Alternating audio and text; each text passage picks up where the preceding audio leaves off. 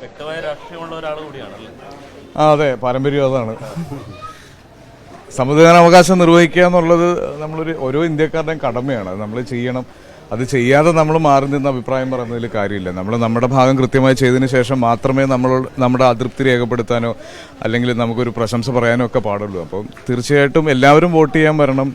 ഇപ്പം നമ്മൾ വോട്ട് ചെയ്യാൻ വരുമ്പോൾ ഇത്രയും വലിയൊരു അറ്റൻഷൻ കിട്ടുന്നത് തന്നെ ബാക്കിയുള്ളവർക്ക് അതൊരു ഇൻസ്പിറേഷൻ ആവാൻ വേണ്ടിയിട്ടാണ്. മടി പിടിച്ചിരിക്കുന്നവർ അല്ലെങ്കിൽ ചൂട് കാരണം വോട്ട് ചെയ്യാൻ വൈകുന്നവർ എന്നൊക്കെ പറയുന്നവർക്ക് അവർ പുറത്തേക്ക് ഇറങ്ങി വന്ന് അവർ വോട്ട് ചെയ്യണം. വോട്ട് ചെയ്യുക എന്നുള്ളത് നമ്മുടെ അവകാശമാണ്, നമ്മുടെ കടമയാണ്. അപ്പോൾ അങ്ങനെ ഒരു കാര്യം ഇതിൽ കൂടെ കമ്മ്യൂണിക്കേറ്റ് ചെയ്യാൻ പറ്റുന്നതിൽ വളരെ സന്തോഷം.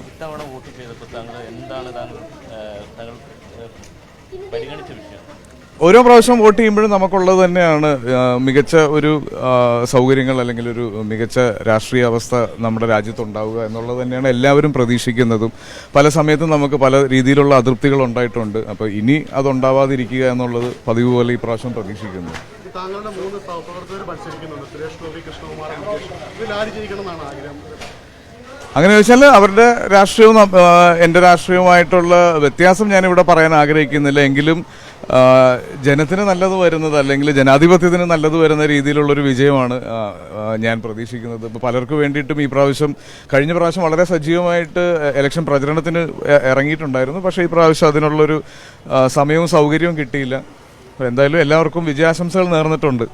ജനങ്ങളല്ലേ തീരുമാനിക്കേണ്ട, ഞാൻ എൻ്റെ അടുത്തൊരു അഭിപ്രായം പറയേണ്ട ആളല്ല.